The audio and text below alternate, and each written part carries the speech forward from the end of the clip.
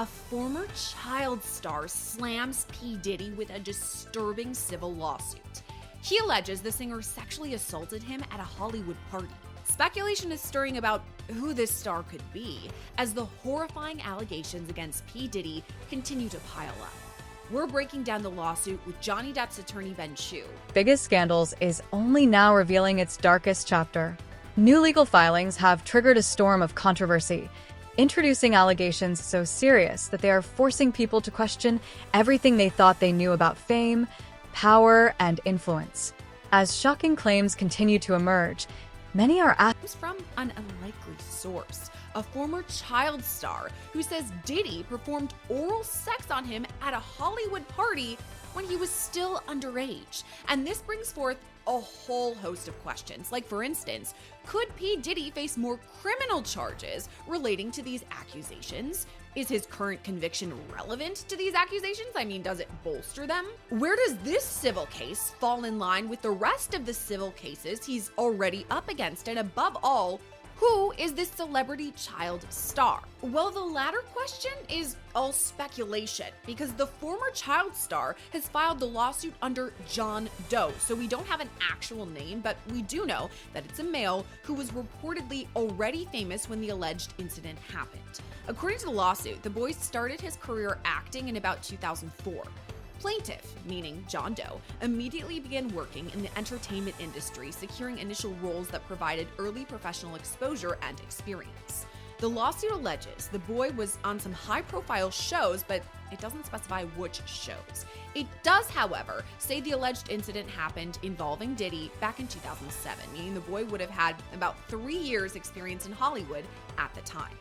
Now, according to the filing, the boy reached out to his agents for help with his career, and this is common in Hollywood. They arranged different networking events where he could go and mingle and meet people.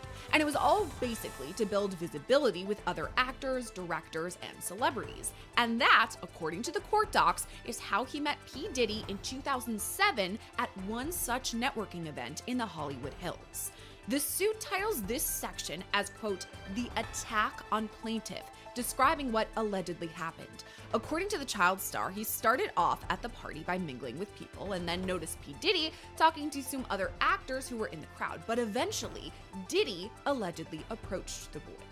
Diddy and the boy began talking about his career, and then Diddy said the boy could be a good candidate for an upcoming project. Defendant Combs told plaintiff he wanted to speak to him privately about some potential opportunities that defendant Combs had in mind for plaintiff. Defendant Combs guided plaintiff to the back rooms of the event. Defendant Combs and plaintiff went into one of the back rooms together. Defendant Combs shut the door to the back room behind him. At this point, Diddy allegedly gave the boy some alcohol. And I want to pause here to note, if you followed the P. Diddy trial at all, you know that multiple witnesses testified that Diddy allegedly plied them with alcohol that was sometimes drugged.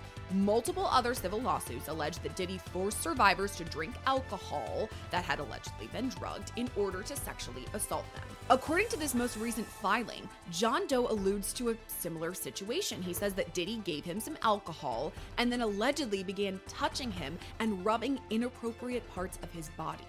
Unexpectedly, defendant Combs started to touch plaintiff. First, defendant Combs began to rub on plaintiff's arm. Plaintiff told defendant Combs that he did not feel comfortable with the way defendant Combs was touching him. Defendant Combs tried to relax plaintiff and continued to touch plaintiff, moving his hands down plaintiff's body, beginning with touching his arm and then down to his stomach. It all culminated with Diddy allegedly performing oral sex on the boy, who once again was a child at the time, while Diddy allegedly touched himself. Defendant Combs then pulled up his pants and told plaintiff he would see where they would go from there for the role that he had in mind for defendant Combs' project. Plaintiff was in shock and pulled his clothing back up. After this, the boy was left completely alone. According to the lawsuit, he was in total shock, so he waited for his ride to come and then he left. P. Diddy is listed as a defendant. the consequences could be enormous, impacting careers, reputations, and the public's trust in powerful institutions. Because this story extends far beyond a single lawsuit, it raises larger questions about how influence operates behind closed doors and whether warning signs can remain unnoticed for years. The latest claims have sparked intense reactions online, with many expressing disbelief that accusations of this scale continue to emerge from environments often associated with success, prestige, and admiration. For years, fame has been linked with credibility and trust, but cases like these remind the public that appearances and reality do not always align. According to the complaint, the allegations describe conduct that has left many observers deeply concerned. It is important to remember that allegations remain claims unless proven in court. In the lawsuit, but so too are some of the talent agencies for their alleged involvement. The child star alleges it was their duty to protect him, and they didn't. In fact, the adult agents allegedly didn't even attend the party and instead encouraged this child star to go alone without a chaperone. Plaintiff is informed and believes, and thereon alleges, that defendant Combs and agents spoke prior to the event in order to conspire to create an event disguised as an industry meeting in order to provide defendant Combs with an opportunity to come into contact with minor children like plaintiff. Plaintiff believes that the agents knew that Diddy had a reputation for sexually assaulting children and urged the boy to attend the party anyway. Now, this lawsuit was filed on Monday, June 8th in Los Angeles Superior Court, bringing forth a slew of allegations, including childhood sexual assault, sexual battery, negligence, intentional infliction of emotional distress, false imprisonment, violation of the Ralph Civil Rights Act, negligent supervision of a minor, and sexual harassment under Civil Code 51.9. As a result of the above-described conduct, plaintiff has suffered and continues to suffer great mental anguish, shock, emotional distress, anxiety, depression, suicidal thoughts, feeling of self-blame, hypervigilance, a loss of sense of trust, and relationship and intimacy issues, and was prevented from performing daily activities, work, and obtaining the full enjoyment of life. And this next line in the lawsuit really stood out to me. It says, "This assault was so extreme as to go beyond the bound of decency and be regarded intolerable by civilized society." John Doe filed the suit demanding a jury trial and an unspecified amount of damages, but it's unclear why John Doe wanted to file this now of all times, and that's something we're going to talk about during our interview. It's interesting timing for sure, given that P. Diddy faced a slew of civil lawsuits starting way back in November of 2023 when Cassandra, or Cassie Ventura, filed the bombshell lawsuit that opened the metaphorical floodgates in the case against Diddy. And I'd argue if Cassie hadn't filed her suit and Diddy hadn't settled 24 hours later, most of the other lawsuits wouldn't have been filed, and maybe the criminal charges would have never even been brought. But alas, P. Diddy was charged federally back in 2024. Last spring, he was tried in the Southern District of Manhattan's federal court on charges of racketeering conspiracy, sex trafficking by force, fraud, or coercion, and transportation to engage in prostitution. And I was there when the verdict came down. It was a total shocker. P. Diddy was found guilty only of transportation to engage in prostitution. He was eventually sentenced to 50 months in prison. So that's where he is right now, in federal prison serving out that sentence. But it really begs the question as to why John Doe decided to file this suit now. Leading up to Diddy's trial, there was a flurry of civil lawsuits against him. Some accusers even testified on behalf of the United States government, but notably, Diddy was not charged with any child sex crimes. No charges relating to having sex or sexually assaulting anyone underage, despite the allegations that were put forth in other lawsuits. And I'm wondering if maybe that was a factor in why John Doe waited to come forward. Then again, the allegations date back to 2007, so he had time to think through what happened and weigh his options. Either way, P. Diddy himself has completely denied the allegations. His team told local TV station KTLA-5 the accusations are, quote, false and ridiculous. His team released a statement saying, quote, "He's just another hater in a long list of people trying to get in on the money gravy train encouraged by personal injury lawyers. Mr. Combs has never..." Purpose of these accusations has already fueled a major public debate. Some see this as another example of powerful figures finally facing legal scrutiny after years of silence. Others urge caution, emphasizing the importance of examining all evidence before drawing conclusions. Yet, regardless of perspective, one thing is clear: the conversation has changed. In the past, allegations involving influential individuals were often dismissed or overshadowed by carefully managed public narratives. Today, public scrutiny is stronger than ever. Institutions face tougher questions, and legal proceedings unfold under the constant attention of a global digital audience. As more details emerge, many are asking the same question: how could allegations this significant remain hidden for so long? Ever sexually assaulted anyone, and that includes any child. These allegations will be disproved like all the rest. So that's Diddy's stance, but according to the LA Times, investigators on the West Coast are taking a closer look at all of these allegations. The Times reports the LA County District Attorney's Office has been reviewing sexual assault allegations against P. Diddy, and that the LAPD and Sheriff's Department have presented 2 separate cases for possible criminal charges. So is this John Doe case involved? Could P. Diddy face additional charges, maybe even state charges out of California? I don't know. These are all questions I need an expert opinion for. So let's bring on one. It's friend of the show, civil attorney Ben Shu, who you probably recognize from repping Johnny Depp in the civil trial of the century. Ben, great to see you as always. Thanks for coming on. And here's the question I have to ask you. Why now do you think that this John Doe has brought this civil lawsuit? The timing is kind of interesting to me. Well, a cynic would say that he's brought it now because Diddy is in prison and it's much harder for him to fight it and deal with his attorneys when he's in prison. That would be the cynical view. But it's certainly a question that Diddy's lawyers are going to be asking this now young man at his deposition, among many others. Yeah, to me, I just was kind of going through the timeline when I was researching this case, because the Cassie Ventura lawsuit came out in November 2023. Then in 2024, we had you on like a dozen times when we were talking about the literal dozens of lawsuits. Then Diddy was eventually charged, more lawsuits coming. So the timing is kind of weird to me. And another thing that's kind of interesting to me too, we've seen other John and Jane Does. Some people have come out with their names, like Lil Rod, for example. But to me, this person says that they're a child star, they're famous, and yet he's going as John Doe. What do you make of that? Yeah, I really don't like the John Doe process in California. I've dealt with it in California and in other states. I had a case not too long ago where in Virginia where the plaintiff proceeded on a John Doe basis. We successfully moved to have him named. That motion was granted, and shortly after it was granted, we realized we got all kinds of calls, going to the identity of this person and a lot of the misdeeds that he had committed, and it led to a prompt settlement. So I think that it is unfairly prejudicial to a defendant, because the defendants are all named. They get all the consequences of being named, and the plaintiff doesn't have any accountability. Now, I do understand it, Sierra, in the context of a minor, but this plaintiff, by definition, and in the text of the complaint, is no longer a minor. There's no good reason why his identity should be shielded.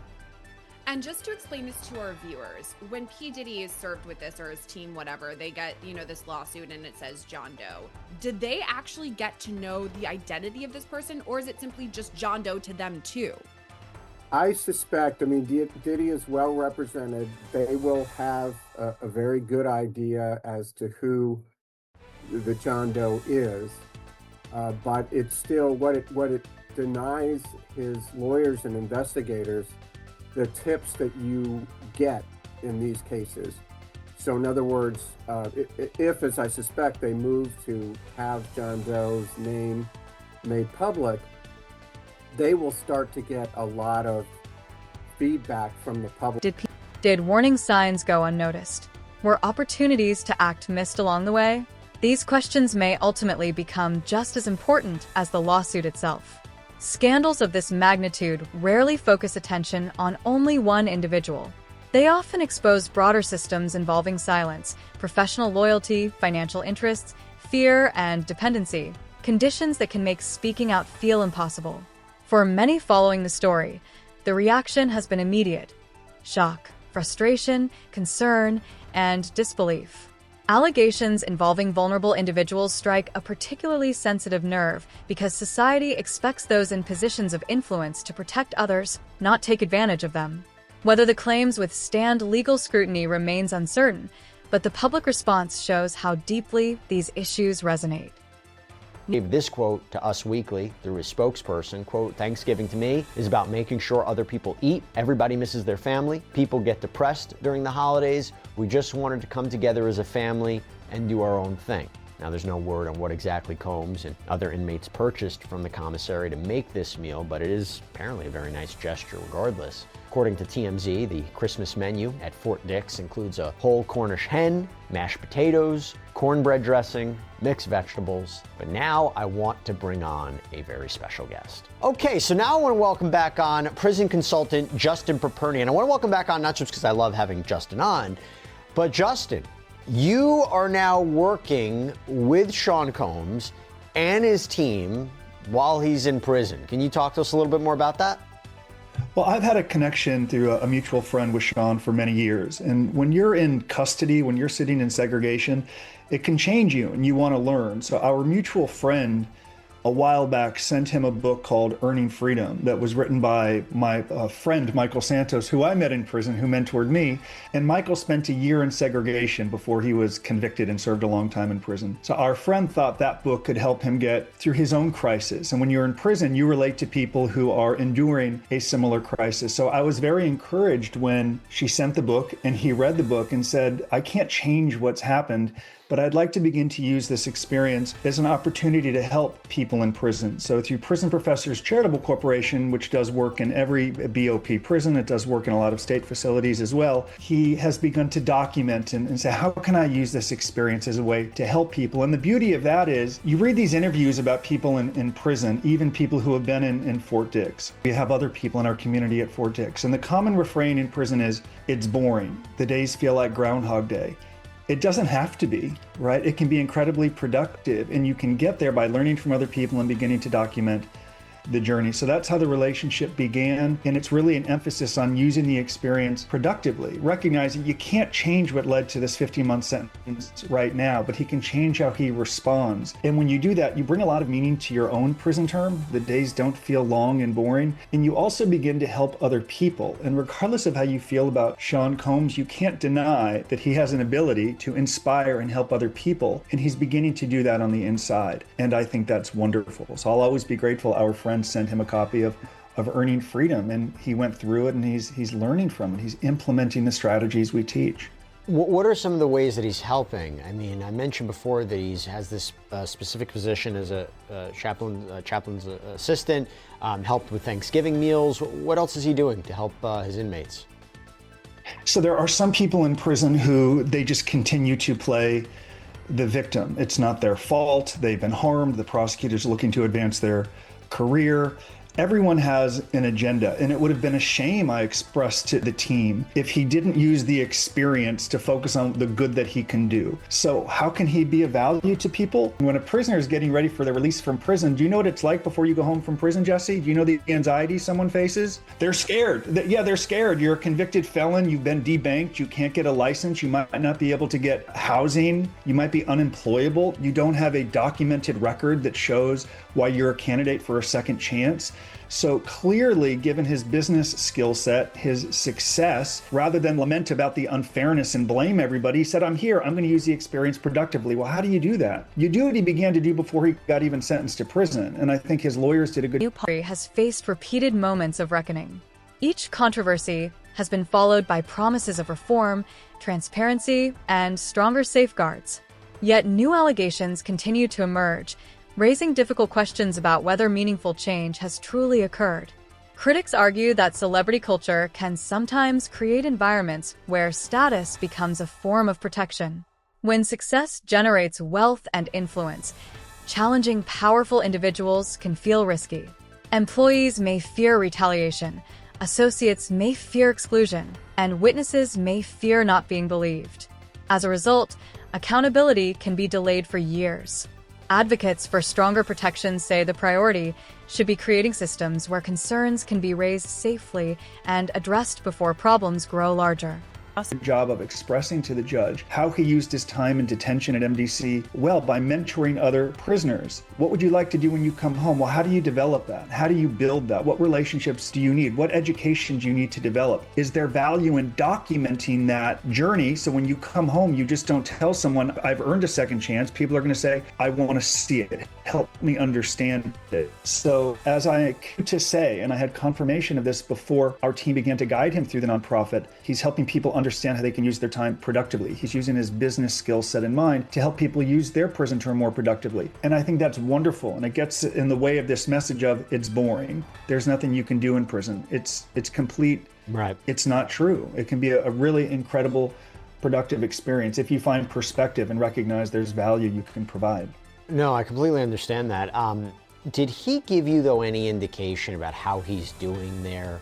Is he scared? Is he miserable? I mean, you talk about doing productive work, how it can make the days go by in a more positive way. But has he given you any indication about what his life is like there?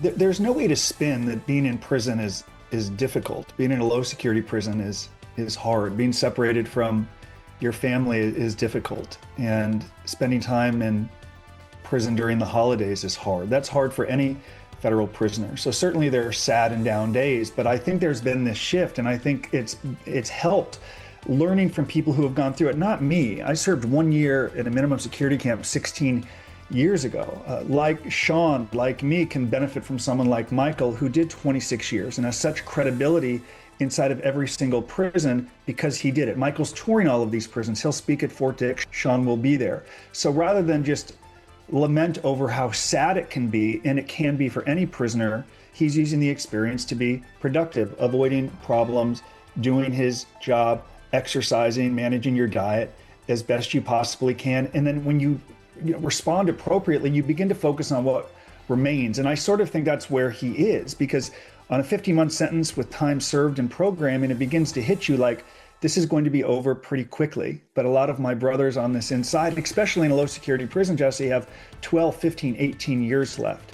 So certainly it's difficult, but when you compare it to so much of what's around him, people who have been in and out of the system, who have not had opportunities that he would acknowledge he had, you begin to say, the time is going to begin to serve me. This is an opportunity. And I have no doubt, and I can confidently say, the time is beginning to serve him.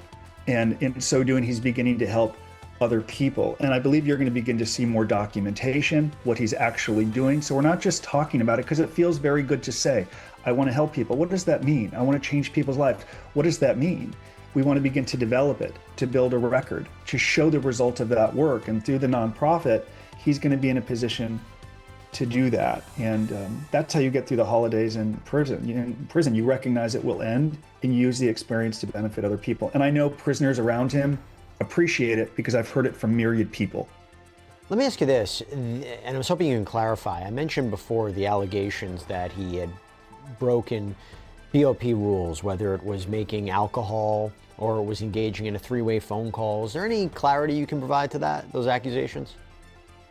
Here's what I can tell you, because I've been to prison and I know disciplinary infractions, and our team has people in our community in every prison and probably most low security prison as well.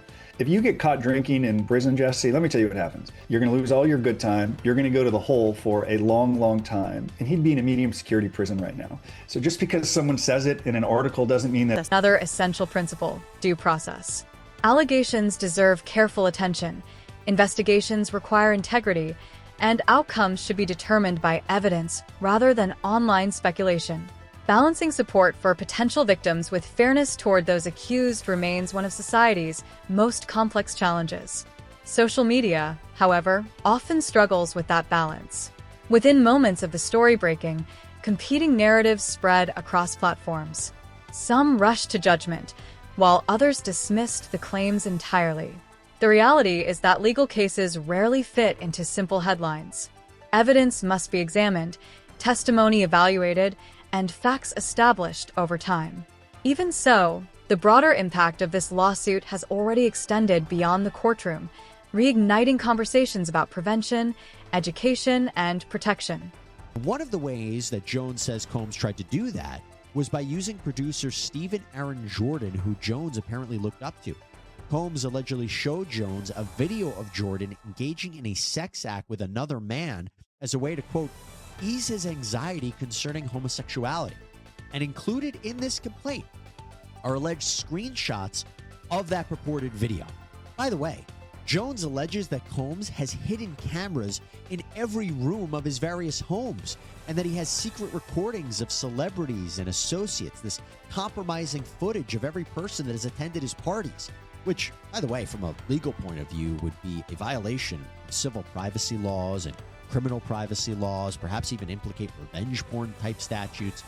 Anyway, continuing on with this alleged grooming campaign, Combs even allegedly admitted that he had engaged in sexual intercourse with, quote, an unidentified Philadelphia rapper who dated Nicki Minaj, as well as, quote, an R&B singer who performed at the Super Bowl. Now, there are those who have speculated online that that Philly rapper is Meek Mill, and the R&B singer who performed at the Super Bowl could be Usher. On Twitter, X, Meek Mill posted on his account, quote, one love to the gay people, but then talked about in graphic detail how he much prefers or loves a certain part of the female anatomy. He wrote, quote, every black blog site enhanced that post to make me seem gay. I change laws for our people. I donate millions. They are designed to destroy the image of black leaders. It can't work with me, though. You gotta really kill me, and I still will get bigger after death. This God, not me. LOL. Now, one of the people to jump into the mix online was actually social media influencer and former kickboxer Andrew Tate. As you know, we covered Tate's legal troubles in Romania before here on Sidebar, as he's facing charges of rape, sex trafficking, and sexual exploitation. But Tate posted the question on Twitter, quote, so P. Diddy was having sex with Meek Mill and Usher? Meek Mill responded, was you sex trafficking women? TF wrong with you, Brody. Tate responded, I only asked a question because everyone is saying it happened. It's true or not. As for Usher, as far as we could see, he didn't respond to any of the assertions in this lawsuit. And you could argue, why should he, as he's not directly mentioned by name or implicated. But something that has created a bit of buzz online is an interview that Usher did years back on the Howard Stern show, where he talked about living with Sean Combs as a teenager as part of P. Diddy's, it's called Puffy's Flavor Camp. He said, quote, I got a chance to see some things. I went there to see the lifestyle and I saw it. It was pretty wild. It was crazy. They called me Baby Boo. He went on to say he wasn't disciplinary. He was letting me be a young man. And, quote, I will always look at him like a brother. But when he was asked if he would send his children to the camp, he responded, quote, hell no. Quick note, by the way, another high-profile celebrity jumped into the mix as well with all of this Diddy controversy going on, and that's comedian Cat Williams. You might have heard about this, because in an interview with Vlad TV recently, he said he had attended one of Diddy's parties where he found out it was just men there, and he claimed that Diddy had tried to stop him from leaving, making strange, suggestive comments, even threatening and harassing him at one point. Williams had gone on to say, quote, I am not gay, and I am not going to sleep with you. Okay, but moving forward in the lawsuit, Jones claims that on Thanksgiving Day 2022, Combs offered Jones cocaine, and then rapper Young Miami, her female cousin or assistant, identified as Jane Doe 1, tried to sexually assault Jones, including in front of Combs.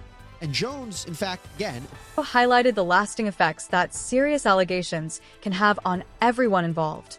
Commentators across multiple platforms are questioning whether society places too much trust in carefully crafted public images. Another important aspect of this story is the impact on families, friends, and communities connected to the case. People who never sought public attention can suddenly find themselves facing intense scrutiny. Professional relationships become strained, difficult decisions must be made, and the consequences extend far beyond the individuals directly involved. Meanwhile, legal teams continue preparing for what could become a lengthy and highly examined legal process. Every statement, filing, and development is likely to generate new headlines and fresh debate. It will look at large as to who this person is in terms of his credibility. It's just making the defendants fight with one arm tied behind their backs, and I just don't think as a matter of due process it's fair. And again, to remind our viewers, this is a civil lawsuit. These are allegations. He doesn't have criminal charges involving all of this. But isn't it kind of tricky to bring a case like this? Because according to this child star, John Doe, this happened back in 2007. Obviously, we're now in 2026. If there was any cell phone data, maybe they have it still, cameras or video, like things would be a lot different now versus then. I mean, do you think, obviously there's a different burden of proof when it comes to a civil case, but isn't that an uphill battle bringing an allegation like this from, more than a decade ago? I agree, because they will have the burden of proof. The plaintiff, the John Doe plaintiff, will have the burden of proof, whether it's by preponderance of the evidence or clear and convincing. It still will be his burden, and it will be harder to carry that burden in light of, as you said, there probably would be spoliation or destruction of any contemporaneous communications at the time, if any, and some of the technology was older than in any event.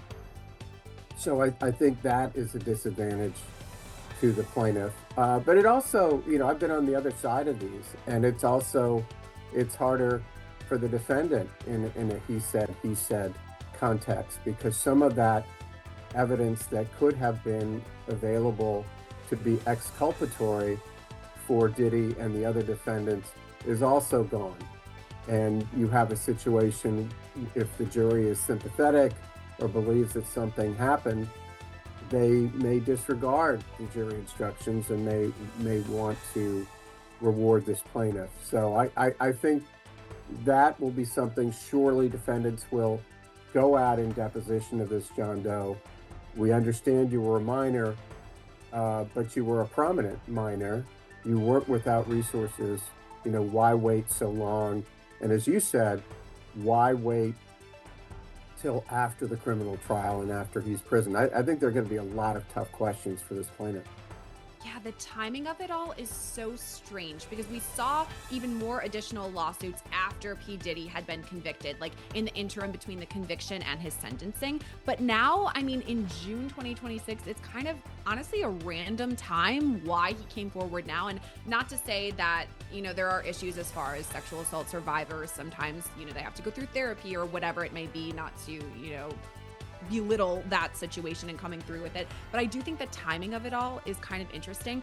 And I hate to say it, P. Diddy has had a lot of allegations like this. He does have a sex crimes conviction, of course. There are a lot of other civil lawsuits like this. But I'm wondering if all of that matters in terms of this case, meaning in criminal cases, we talk about prior bad acts, whether that would be allowed in the trial. Let's say this goes to a jury trial. Can they learn about past convictions or prior bad acts, etc.? Is that something that would be relevant here? Yeah, there are going to be all kinds of fights, procedural fights that you're just forecasting here. Everything, as you know, will come in deposition testimony. All of this stuff will be fair game. All of the bad acts, real and imagined, of Diddy will come in. The issue is what the judge will do on motions in limine and how much of it he or she. This moment as part of a larger cultural shift, one where public influence no longer guarantees protection from scrutiny. Others worry that sensational coverage can overshadow the careful legal standards required to determine facts responsibly. Both concerns can exist at the same time because true justice requires urgency without sacrificing fairness. As the discussion continues, experts encourage audiences to approach developing stories with patience and critical thinking. As society reveals its values through the people it protects, the standards it enforces, and its willingness to confront difficult truths. Whatever the final outcome of this case may be, those principles should remain at the center of the conversation. Not outrage for the sake of outrage, not blind loyalty, and not instant condemnation, but a commitment to accountability, fairness, and the belief that no position of power should place anyone beyond examination. As the legal process moves forward, the world continues to watch, question, and search for answers, hoping that whatever truth emerges ultimately strengthens the values of integrity, protection, and justice.